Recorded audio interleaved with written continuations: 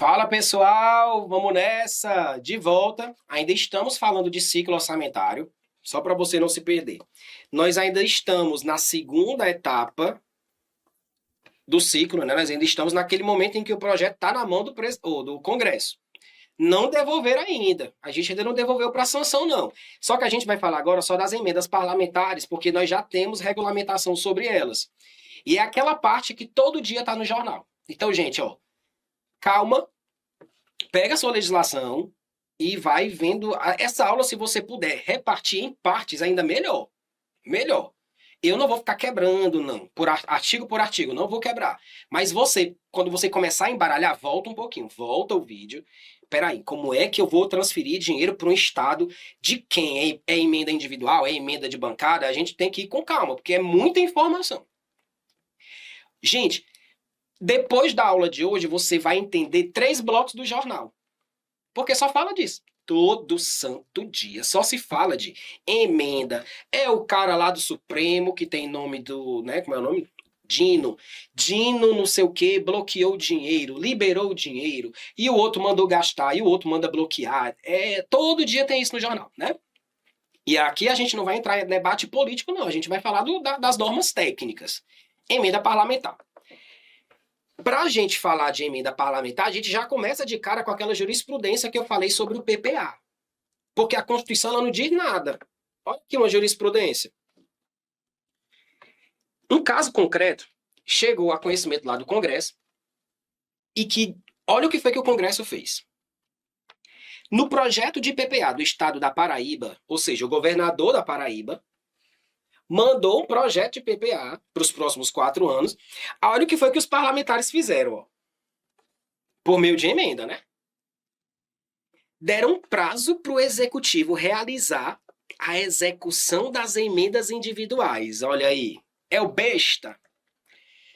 A gente vai já falar das emendas individuais e das emendas de bancada, que você já sabe que são de execução obrigatória, que é o que a gente chama de orçamento impositivo. Ou seja, é um deputado ou um senador dizendo, ó, eu vou destinar essa emenda para construir um cursinho preparatório lá no estado do Ceará.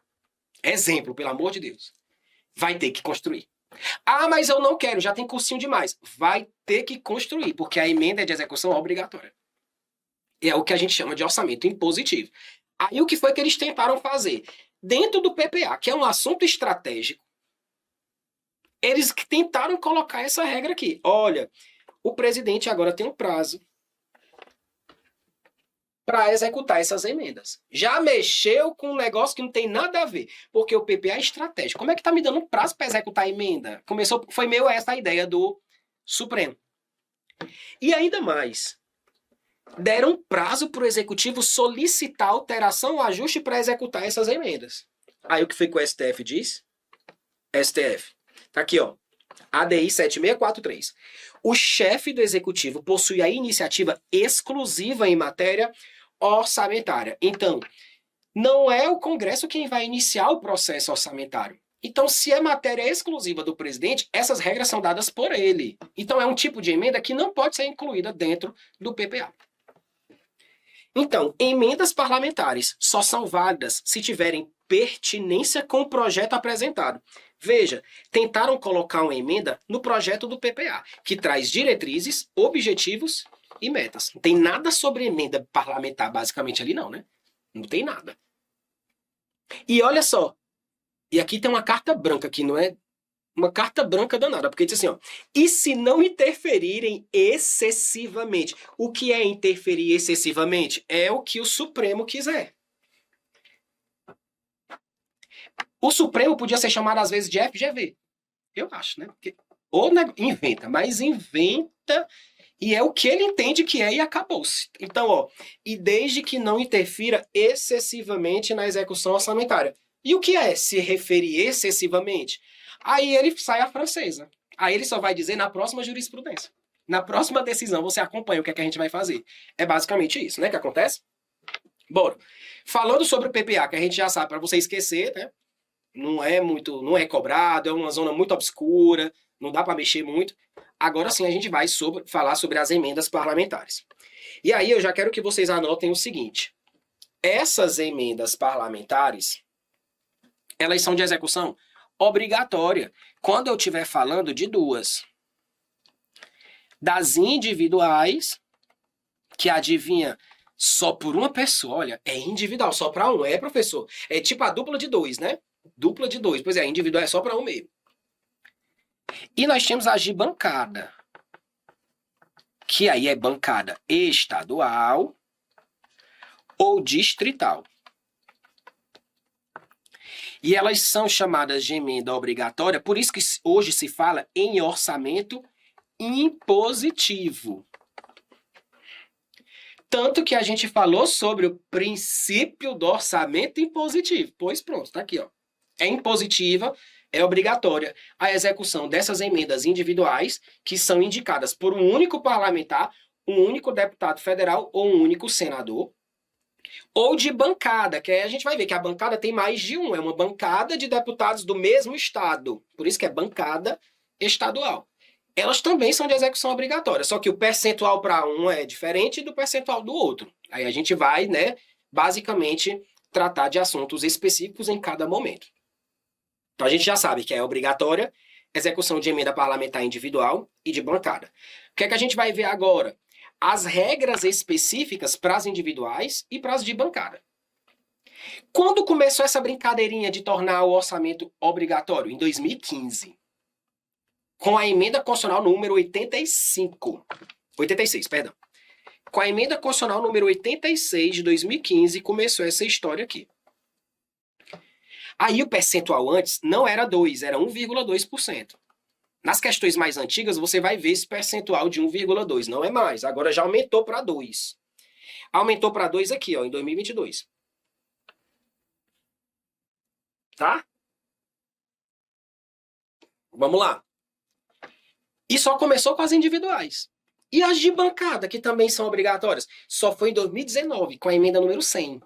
Então, começou com as individuais, percentual menor do que o que é hoje. Depois ampliaram a obrigação para as de bancada, emenda número 100. Em 22, aumentaram ainda mais o percentual das individuais, que era de 1,2, passou para 2. Então, só para você saber a linha do tempo, tá? E se algum estado ou algum município, por Constituição estadual ou por lei orgânica do município, quisesse ter feito isso antes da Constituição, pode? Pode não. Aí é jurisprudência. Aí é bom você saber. Vale hoje a simetria. Como é que os estados e os municípios vão pegar uma regra de execução obrigatória que a Constituição Federal não tinha ainda? Então, vários. Aconteceu. Sabe aquela brincadeirinha? Onde tem plaquinha tem história, né? Às vezes você vê lá, você tá lá rola na rede social, e aí você acessa lá, rapaz, que plaquinha é essa? Tem uma plaquinha que tem um homem, eu nunca esqueço dessa plaquinha, tem um homem jogando uma criança, sei lá, dentro do rio. Aí eu disse, meu Deus, o que é isso? É proibido jogar criança no rio? Matar a criança, jogar a criança, bambolim de criança, bambolim, você sabe o que é bambolim? Bambolim, era no meu tempo da escola, você pegava um monte de bombom, vou fazer bambolim, aí jogava um monte de bombom, aquela ruma de esfomeada. E tempo de se matar pelos bombons de Orkut, né? No meu tempo era bambolim. Aí você vê uma placa lá, proibido de jogar criança. O que é isso, professor? Né? Pois veja, eu tô tentando, né, para tentar te fazer entender a ideia disso aqui. Como é que os estados e os municípios vão pegar uma regra e colocar na Constituição sem olhar uma norma federal? Se não tinha na Constituição Federal, não podia ser tratada antes. Primeira jurisprudência, tá?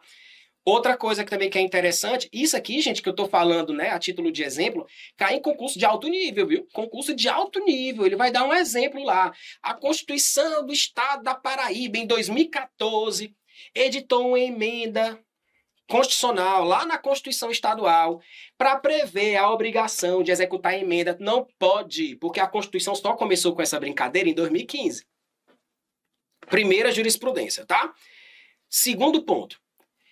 E se os estados e municípios quiserem pegar as regras aqui da Constituição e levar lá para a Constituição do estado deles, lá para a lei orgânica dos municípios, tem que observar o mesmo percentual. Se a Constituição diz que é 2% para individual, os estados vão ter que copiar igual. Aqui é o famoso copia e faz igual. Não é copia e não é, copia e faz igual. Não inventa a regra nova. Teve um estado que tentou colocar percentual menor, percentual diferente. Não colocou que metade tem que ser destinado para a saúde, não. Tem que pegar a mesma regra da Constituição e colocar lá nos estados deles e nos municípios, né? Então é um bate-papo para começar a brincadeira. Agora a gente vai começar a brincadeira. Galinha gorda, porque em Salvador é galinha gorda. E bambolim em Salvador é galinha gorda. Não me pergunte por quê, mas é galinha gorda. Bora lá. Percentual para as individuais. Vai logo começar a anotar aí. Hoje, 2%. Então, 2% de quem? E aqui a gente vai começar a decorar coisas que você só vai entender depois, lá na frente, lá na frente. Mas você vai ter que decorar. De um negócio chamado receita corrente líquida, que é um conceito que a gente vai ver lá na aula de LRF. Então, você vai pegar 2% da receita corrente líquida do ano anterior ao ano em que eu mandei o projeto. Que é isso, professor? Dê datas que você não se perde. Projeto de 2025, quando o presidente mandou? Até 31 de agosto de 24, lembra? Então, qual é o ano anterior ao ano em que eu estou mandando o projeto? 23. Então, tudo depende do enunciado da questão. Se o projeto se refere a 26, é porque ele foi enviado em 25 e o ano anterior é 24. Então, você tem que guardar o parâmetro. 2% da receita corrente líquida do ano anterior ao do encaminhamento do projeto. E olha o que a Constituição está mandando. Metade tem que ser destinado para a saúde. Então, se os estados quiserem reproduzir, vai ter que reproduzir igual, mandando metade também para a saúde. E aí tudo é jurisprudência, né? Coisa que a Constituição não está dizendo. Desses 2%, como é individual, gente, cada deputado e cada senador tem que ter um valor igualzinho, né? Porque é individual. Então é por isso que é repartido. 1,55 para a Câmara, 0,45 para o Senado. Claro, na Câmara dos Deputados vocês têm 513. No Senado vocês têm 81. Então é proporcional. Por isso que tem um percentual um pouquinho maior aí para cada um deles, tá certo? Quando se executa metade para a saúde, olha só.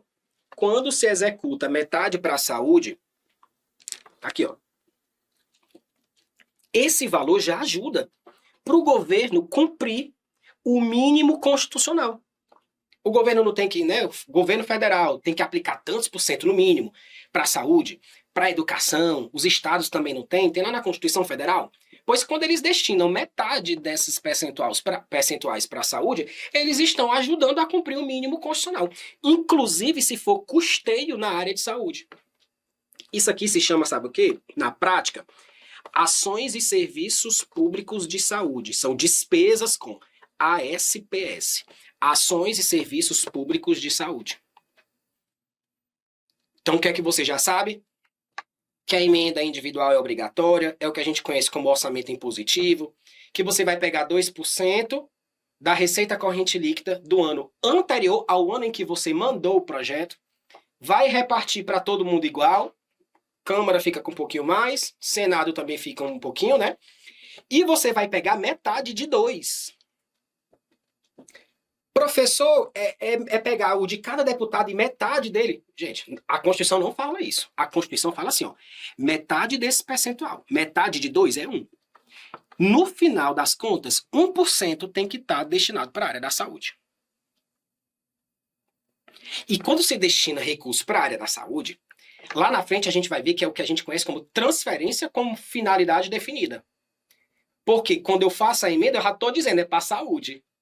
Porque tem a emenda PIX, que a gente vai já falar sobre ela, que é uma emenda que o governo federal transfere lá para o município e o município decide onde é que vai gastar, que é o grande problema do jornal. Daqui a pouco a gente chega nisso. Mas essa metade da saúde é uma metade com finalidade definida, porque é para ação e serviço público de saúde. Olha a jurisprudência que a gente conversou. As constituições estaduais podem prever que as emendas individuais ao projeto de execução obrigatória serão aprovadas, tudo igual, em 2%, mas também deverá determinar que metade desse percentual seja destinada aos serviços públicos de saúde. Tá aqui, ADI 7493. Estou trazendo já a jurisprudência no canto certo, tá bom? Parágrafo 11. Tudo isso aqui sobre emenda, gente, a gente está no artigo 166. Então, se algum slide não aparecer o artigo, é tudo no 166, tá bom? Olha aqui a história do orçamento impositivo, já deixei destacado. É obrigatória a execução.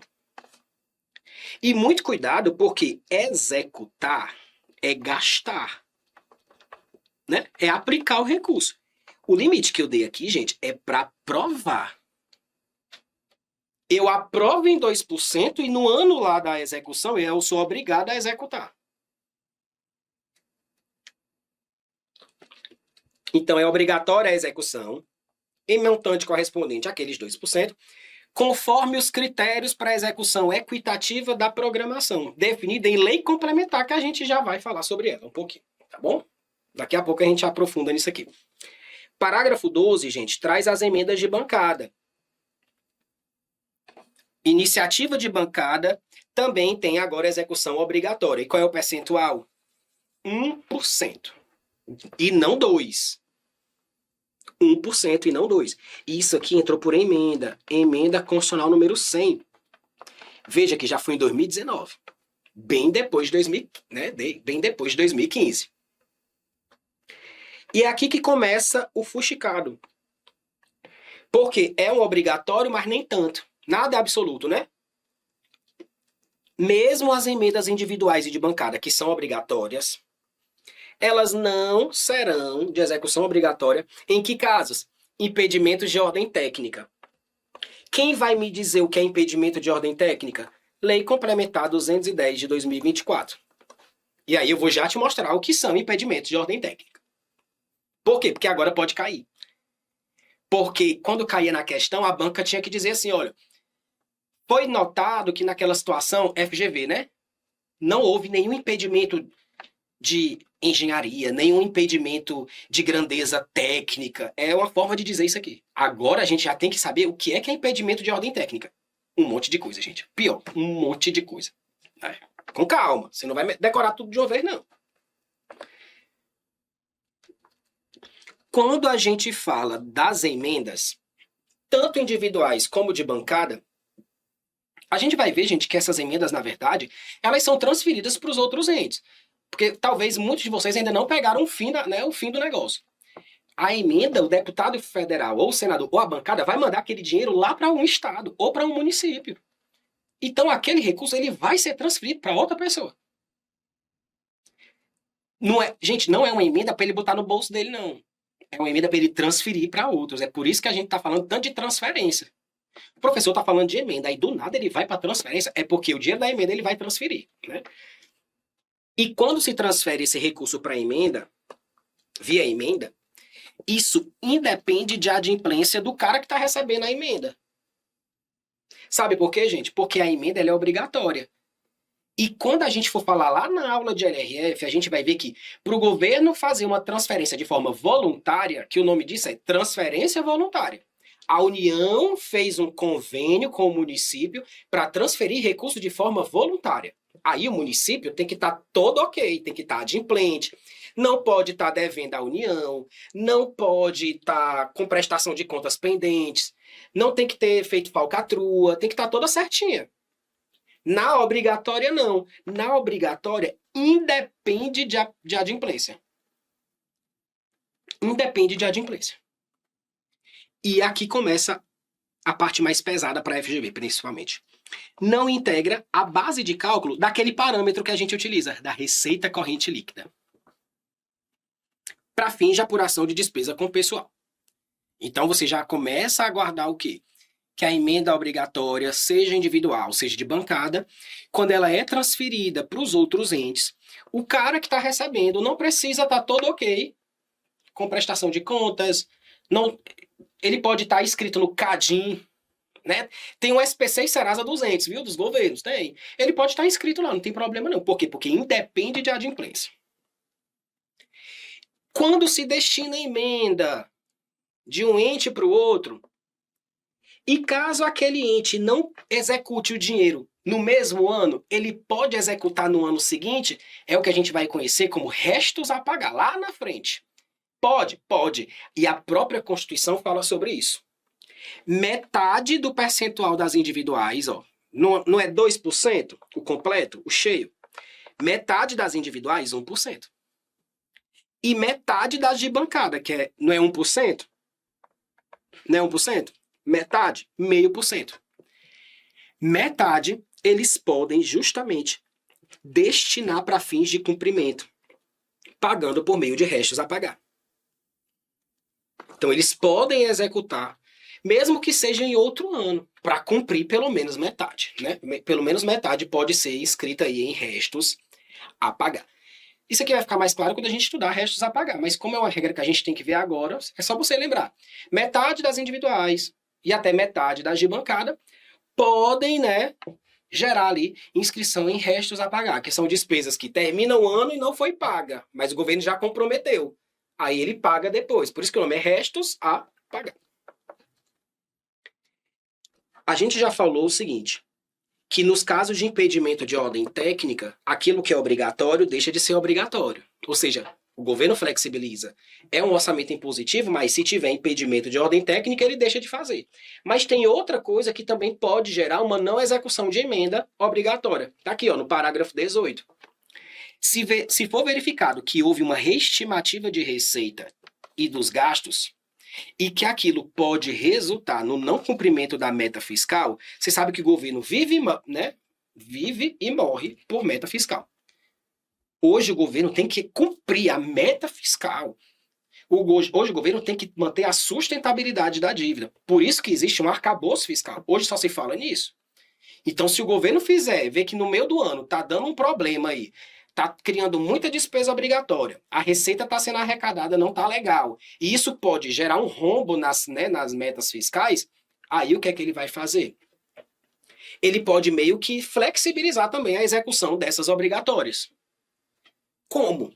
Na mesma proporção em que ele cortar as demais discricionárias. Então, se ele, por exemplo, para não descumprir uma meta, fez um corte, digamos ali, sei lá, de 10% no conjunto das suas despesas que não são obrigatórias, que é o que eu chamo de discricionária, então ele também pode deixar de executar na mesma proporção para as obrigatórias.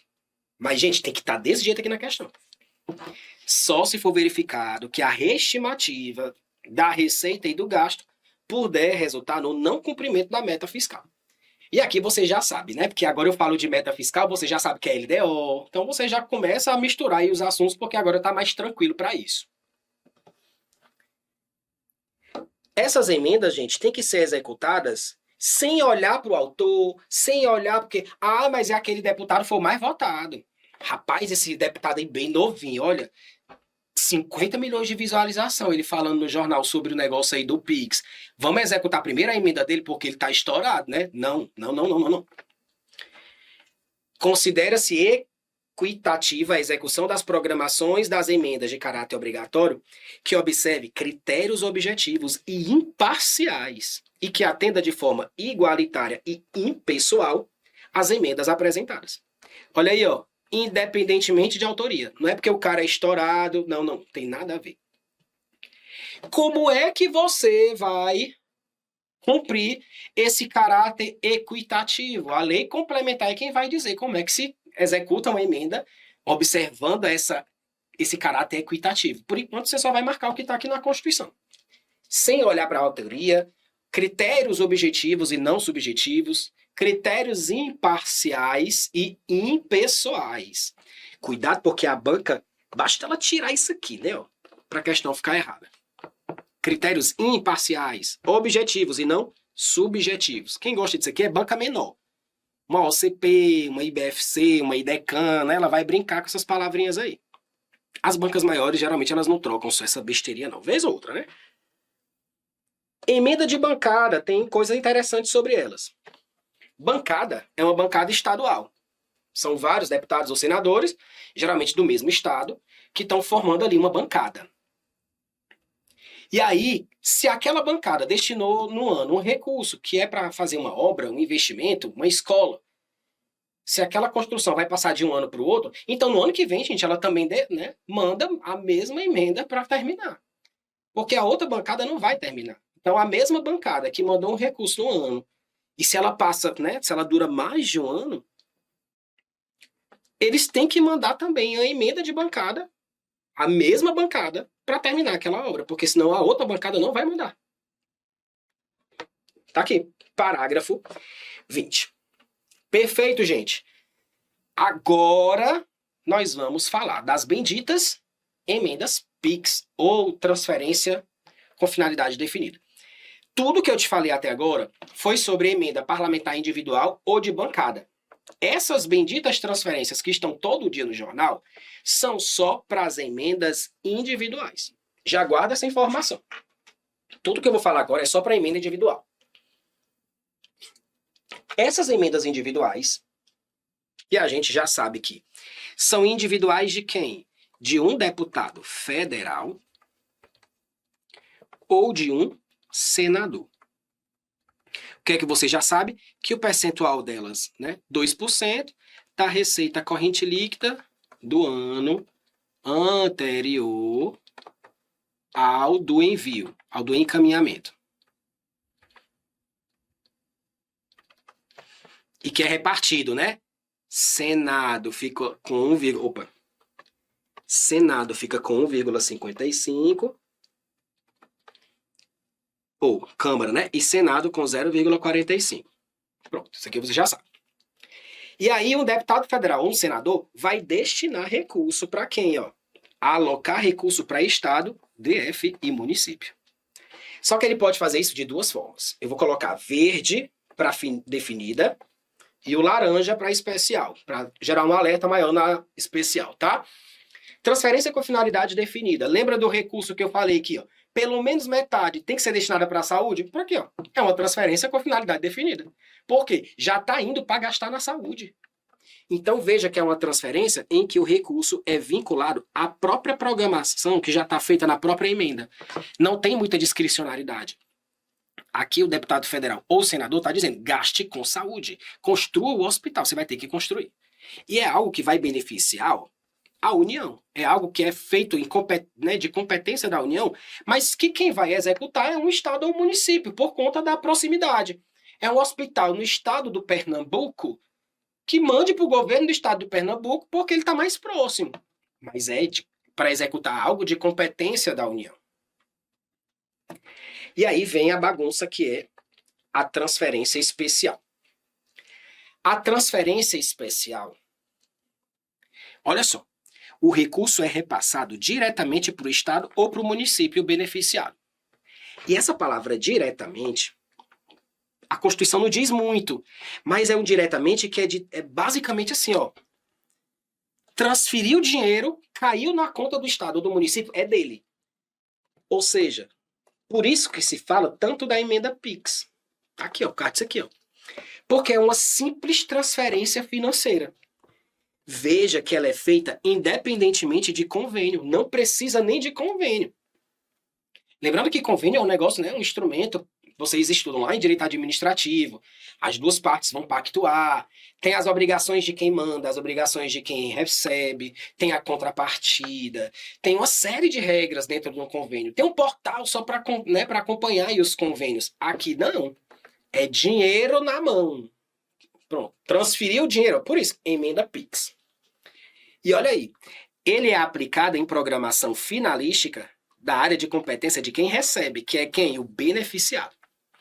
Diferente da finalidade definida, tá vendo? Então aqui tem diferença. Porque aqui ele vai aplicar interesse de quem está recebendo. Aqui não. É diferente. Aqui é interesse da União, na finalidade definida. O que a Constituição exige para as PIX é que pelo menos 70% seja para despesa de capital. Aqui você vai ter que decorar. Se você ainda não sabe despesa, pensa assim, investimento, obra. A maioria é para obra, gente. Investimento e obra. E, claro, no máximo, 30% para custeio, manutenção. Lembrando que não pode aplicar nem para pagar salário, nem para pagar dívida. Então, a União, transferindo a emenda PIX para o estado do Ceará, e o cara pega e paga salário dos funcionários do estado do Ceará, não pode. Nem para pagar a dívida que o Ceará tem com o banco lá de fora, também não pode, porque nem pode para dívida, nem pode para salário. Tudo certo? Lembrando que esses valores também não integram, isso é que a gente já viu, não integram a base de cálculo da receita corrente líquida, nem para apurar despesa com o pessoal daquele ente, nem para efeito de endividamento. E agora a gente vai para a jurisprudência. Por quê? Porque de tanto aparecer todo dia no jornal, é uma esculhambação, é um dinheiro que vai lá para o município, vai lá para o estado, por apenas uma transferência financeira sem convênio, para o município aplicar em benefício dele, para o estado aplicar em benefício dele, e fica por isso mesmo. Isso é uma bagunça, né? Aí o STF ele começou a ver que estava dando muito auê sobre isso, e aí tivemos algumas ADIs falando sobre isso. E aí eu já trouxe para vocês. De tanto esse negócio da polêmica tá sempre no jornal, o STF começou a trazer algumas exigências. Olha só. O STF, meio que por decisão, né, por meio dessas ações diretas, dessas ADIs, obrigou, talvez a sua pergunta vai ser respondida agora com a jurisprudência, obrigou de forma prévia ao recebimento, ou seja, antes do PIX, pode colocar aí, ó, antes do PIX,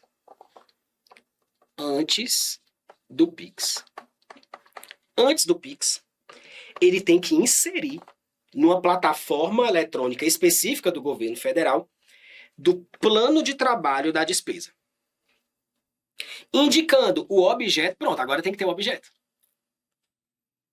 sua finalidade, a estimativa dos valores e o prazo para execução, bem como a classificação da despesa. Sabe por quê? Porque ele tem que classificar a despesa, porque eu tenho que saber se ele não vai aplicar, né, ó, pelo menos 70 em capital e no máximo 30 em custeio. Por isso que ele tem que me dizer a classificação. Tem que ter a rastreabilidade e transparência, isso aqui ficou meio que definido, porque a pergunta que ficava era: cadê e para onde é que vai esse dinheiro? Ah, professor, então esse negócio aí é o orçamento secreto, né? Não. O orçamento secreto não é a emenda PIX.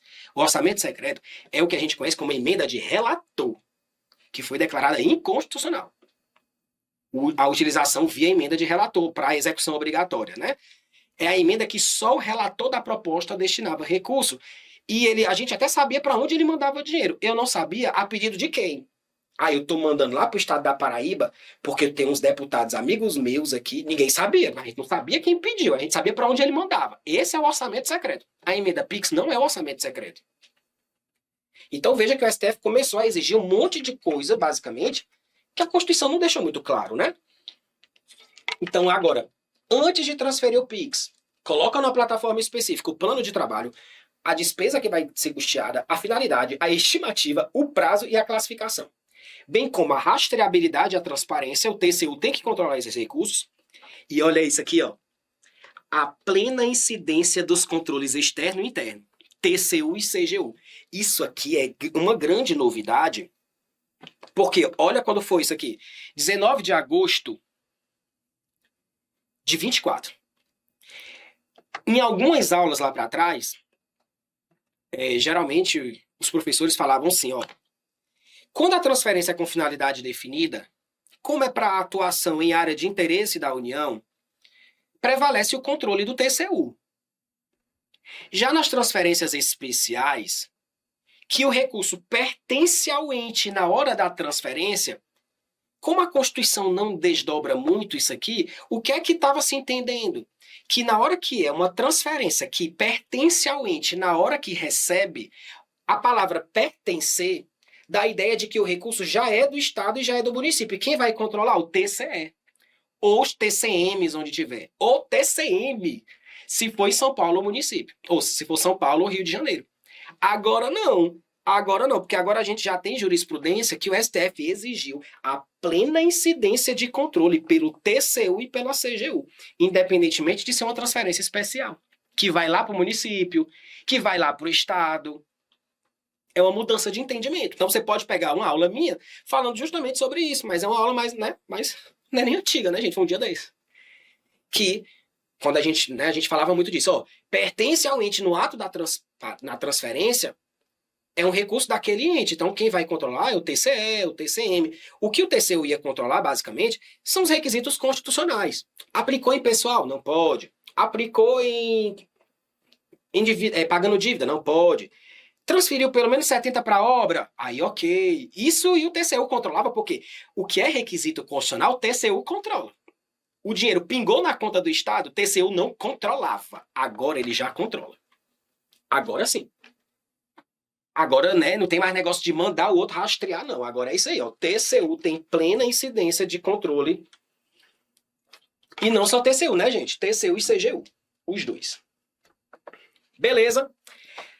Agora a gente vai regulamentar aí a questão dessas emendas que estão dentro da Lei Complementar 210. Que é uma lei que trata de coisas específicas para as individuais, para de bancada. E assim, gente, eu não vou esgotar o estudo dessa lei complementar. Por quê? Eu ainda não sei como é que ela vai como é que ela vai aparecer nas questões. E com base nas cobranças dessas questões, a gente vai precisar dizer, olha, essa aula vai ter que ser reforçada, porque eles vão realmente entrar, sei lá, nas disposições finais. Ninguém sabe. A ideia, né, o que geralmente acontece é, eles vão entrando aos poucos. Vão cobrando o conceito básico. Eu aposto muito que eles vão cobrar o que é impedimento de ordem técnica. Como é muita coisa, adivinha quem vai fazer isso? FGV. Só para você ver, daqui a pouco a gente vai passar sobre isso aqui. Olha a quantidade de impedimentos de ordem técnica. Olha a quantidade. Gente, a FGV faz aqui 78 questões aqui com isso aqui. Porque ela vai dar algum exemplo desse, e você que tem que saber se ali é um impedimento de ordem técnica. Porque se for, você pode deixar de executar aquela emenda obrigatória. Então, gente, é algo que a gente não sabe ainda. Quando começar a aparecer, aí a gente vai vendo, né? E você não vai decorar tudo hoje. Beleza? Vamos para as regras mais gerais. Quando for algo muito específico, eu aviso a você para você, né, dar uma relaxada com relação àquilo. Emenda individual. Regra específica para as emendas individuais. O autor da emenda é individual, né, gente? É o autor. Ele tem que informar o objeto, ou seja, qual é a despesa, qual é o valor na hora de indicar. Ah, não é para classificar lá no sistema, lá no CIAF na hora de gastar, não. Não. É na hora de indicar a emenda. No momento da indicação do ente beneficiado, que é quem vai receber. Olha aí, ó. Tá aí, ó, o que a banca pode cobrar. Destinação preferencial para obras inacabadas de sua autoria. Ele mandou dinheiro para uma obra antes e a obra está lá parada, ele vai dar prioridade para aquelas obras que estão, né, paradas. Basicamente é isso. Os recursos da União repassados aos demais entes por meio de transferência, olha aí, especial, ficam também sujeitos a, olha aí, ó, a apreciação do TCU nos termos do seu regimento interno. Deixa bem claro que agora o TCU não tem mais esse negócio de o TCE que se vire, né? Não. O TCU pode dar uma olhadinha, tá bom? Eu estou colocando aqui no formato tópico, mas tudo isso aqui está dentro da lei, né? Então você pode acompanhar lá nos artigos 2º, 3º, para não ficar só você decorando o parágrafo, né? Vai decorando como tópico, aos poucos você vai memorizando isso aí. O beneficiário, a banca vai dizer que é quem manda, né? Ó, diferente. O beneficiário tem que indicar no sistema, qual é o sistema? Transfere.gov ou em outro que vier substituir, aí você sabe que tem banca covarde, né? Exclusivamente no Transfere.gov. Não, pode ter outro. A agência bancária e a conta corrente específica em que serão depositados, até porque as transferências especiais são PIX, né? Eu preciso saber qual é a agência, qual é a conta, ou então qual é o PIX. Para que seja realizado o depósito, possibilitando a movimentação dos recursos, tá bom? Vamos continuando. Sobre ainda as individuais. O poder executivo de quem recebe, ou seja, governador ou prefeito, tem que comunicar ao seu legislativo, Assembleia ou Câmara Municipal, ao TCU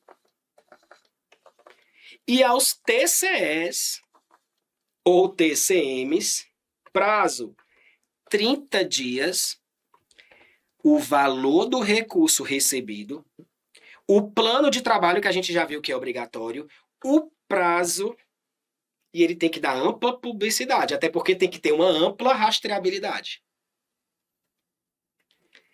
As transferências especiais para os entes em situação de calamidade, guarda, prova. Por quê? Porque agora, né, todo ano tem calamidade. Deus me perdoe, mas todo ano tem. Infelizmente, né? Então, para aqueles entes que estão em situação de calamidade ou de emergência reconhecida pelo Executivo Federal, terão prioridade. Ponto também de pegadinha. A emergência que é reconhecida pelo Executivo. Porque quem vai reconhecer o estado de calamidade é o Congresso. Aqui é uma emergência reconhecida pelo Executivo. Então, muito cuidado. Gente, aqui, infelizmente, quando essas questões caírem, gente, todo mundo vai ser pego de surpresa, né? Então vai ser questão difícil para todo mundo. Para você e para todo mundo. Porque ninguém sabe como vai vir, ninguém sabe qual é o nível de aprofundamento. E é muita coisa para decorar, gente. É uma lei nova, tá? É uma lei nova. Vamos para as emendas de bancada. Tem alguns paranauês aí para as emendas de bancada. A proposição e a execução das emendas de bancada, né, são também via emenda ao orçamento. Olha aí, as emendas de bancada somente poderão destinar recurso para projetos e ações estruturantes. Isso aqui não preciso nem dizer, isso aqui é cara de prova. Cara de prova. Porque a gente viu que as individuais, qual é a prioridade? Para as obras inacabadas que aquele deputado ou que aquele senador um dia mandou e precisa terminar aquela obra. Nas de bancada, não. Nas de bancada é projeto e ação estruturante. Problema. A lei vai me dizer uma porrada de coisa que é projeto estruturante. Se ela vai cobrar aquele aprofundamento, a gente ainda não sabe. Para a unidade da federação representada pela bancada. Tá vendo? Que é representada pela bancada. A bancada é do estado do Ceará. Ela vai mandar dinheiro para Pernambuco? Para a mesma bancada que ela é representada, né, gente? Vedado o quê? A individualização das ações e de projetos para atender a demandas ou a indicações de cada membro. Imagina, uma bancada com 8. E a gente vai ver que o limite para as emendas de bancada é de até 8 emendas por bancada. Cada bancada pode apresentar até 8 emendas. Então imagina, se uma bancada tem 8, vamos pegar o seguinte, vamos pegar uma emenda, cada um faz uma. Não, gente, aí vai virar individual, né? Tá maquiando, pode não. Então, o máximo de emendas por bancada, 8. E você não pode individualizar esse negócio. Nem por um, nem por dupla, nem por trio, nem por metade. Vamos fazer metade para isso aqui. Não, não. É a bancada. Como eles vão decidir lá para onde é que vai é outra história. Não é você que vai adivinhar, né? E agora a gente vai para os impedimentos de ordem técnica. O que são impedimentos de ordem técnica? Você tem que lembrar o quê? Que são aqueles impedimentos, olha só, que inviabilizam a obrigação de executar. Uma emenda individual ou uma emenda de bancada, porque a gente já viu que isso aqui tem caráter impositivo. Tudo isso aí, impedimento de ordem técnica. Muito, né, gente? Muito. Professor, não sei nem esses algarismos romanos aí, nem eu. 27, olha, aprendi, 27. Mas bote um V, um C, e aí eu não sei mais o que não. Acho que até o 30 eu sei, acho que o V não sei mais não. O que é o L, aí você quer demais, né? Aí você quer demais. Bora memorizar o mais fácil. Gente, eu tinha pavor de algarismos romanos e datas, não, 3, né? Do tempo da escola. Algarismo romano, nunca aprendi. E formado em matemática, a pessoa, viu? Data comemorativa e pintar a capa da prova. Tinha coisa mais horrível que pintar com a capa da prova, gente, era péssimo, né? Quem é das antigas sabe como era chatíssimo pintar a capa da prova. Porque eu só levava giz de cera. Quando eu olhava pro lado, a menina tinha algodão, palito de picolé, bombril, pisca-pisca. Do nada sai um cachorro da capa da prova da menina. A minha só tinha lá giz de cera. Não era pra pintar. A menina botou uma barraca e um stand em cima da capa da prova. Só faltou o negócio voar, né? Eu tinha um horror aquilo ali, porque eu era muito humilhado, né? Meus dons artísticos são péssimos. Então, eu odeio o algarismo romano, porque eu não sei. Se você botar outra letra aí, além do X e do V e do pauzinho, eu não sei mais. Não sei mais. Pronto, gente. Minha missão aqui é te mostrar isso aqui. Porque eu não sei como você vai decorar e nem quando. Porque nem eu decorei ainda. Muita coisa. Que é impedimento de ordem técnica, né? Incompatibilidade do objeto. Não vou ficar fazendo isso aqui não, porque senão a gente vai passar 3 horas, eu termino e você não decora, né? Então, vai aos poucos, sei lá, tenta ver uma similaridade em alguns assuntos, temas específicos. Estou vendo aqui coisa ambiental, né? Geralmente projeto ali da área ambiental. Com certeza, né, gente? É um tema sensível, a gente tem matriz energética, a gente tem agenda ambiental. Claro que alguma coisa que vá desmatar, que vá prejudicar, é um ponto sensível. Então, claro, gente, impedimento de ordem técnica, gente, geralmente ou vai ser envolvendo meio ambiente, engenharia, infraestrutura, algo que gere perigo à segurança pública.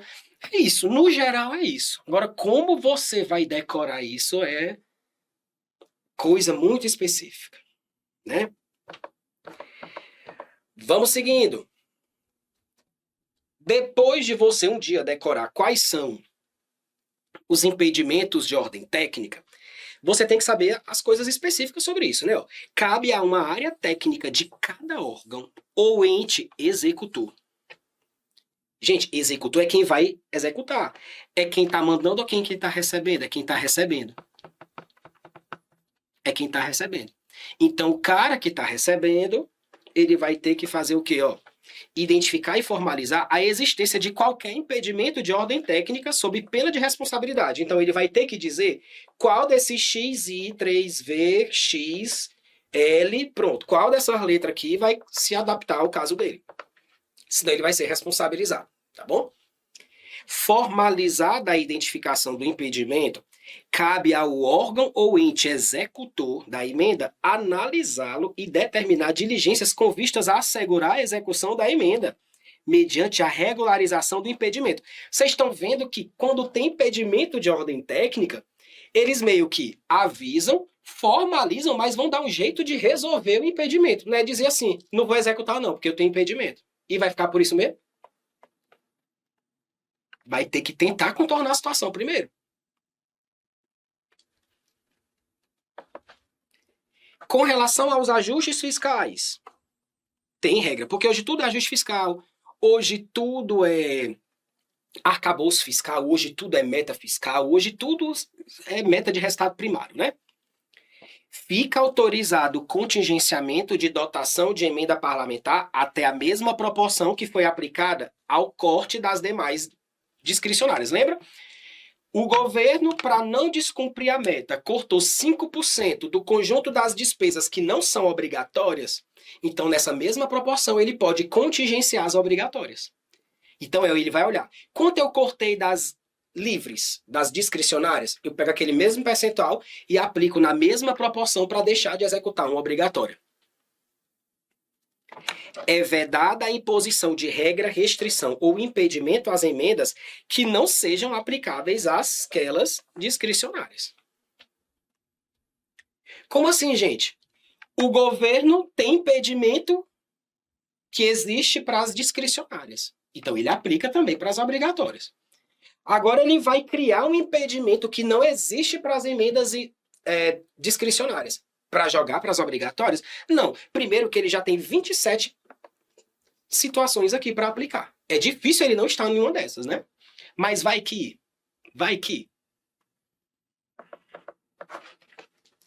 E para a gente concluir esse bloco, é só um spoiler do que a gente vai ver lá na aula de receita e despesa. Porque toda vida quando a gente está falando de receita e despesa primária, resultado primário, meta fiscal, tudo é voltado para as receitas e despesas primárias. Toda vez que a gente for falar de meta fiscal, a gente vai olhar para as primárias.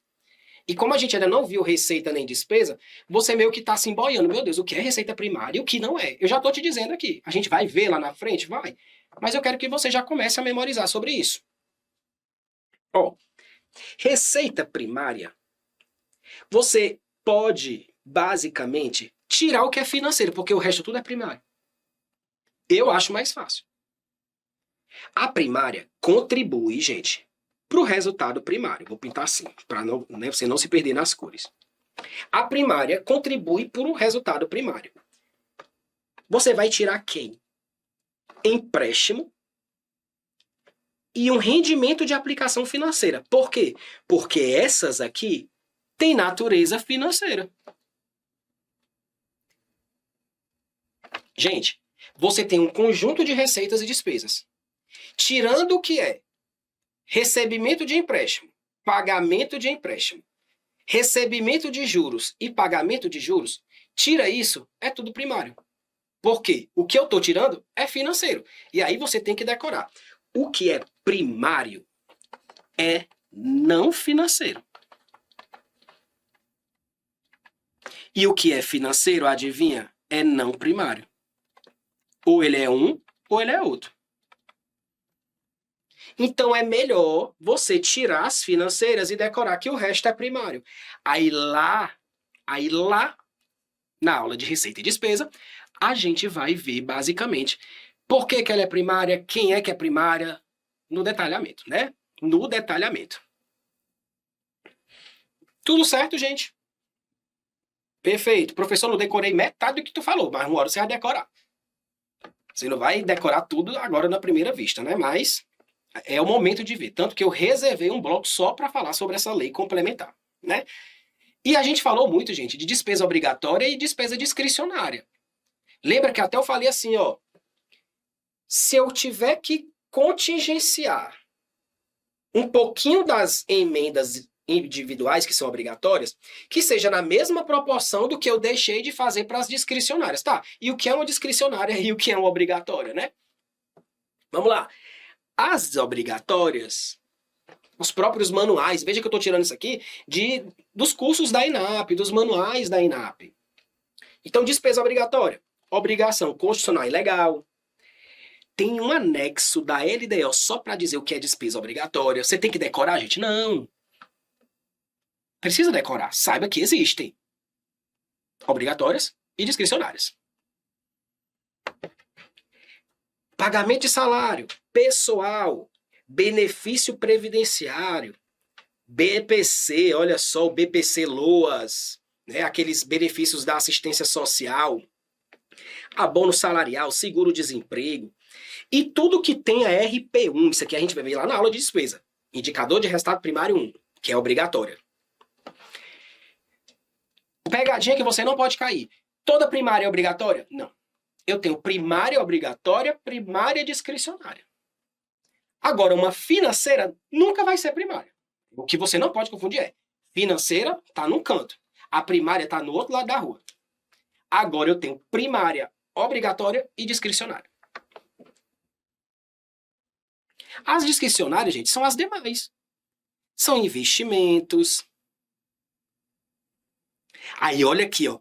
Se você pegar os materiais da própria INAP, ela diz que as emendas parlamentares, elas acabam entrando nas discricionárias, mas foi a Constituição quem tornou a execução obrigatória.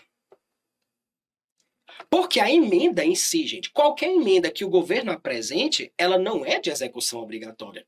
A Constituição veio para dizer que são de execução obrigatória as emendas individuais e de bancária. Então, cuidado com esse entendimento aqui, que você vê nos materiais dos próprios, né, dos cursos da ENAP. É basicamente isso aqui. Perfeito, gente.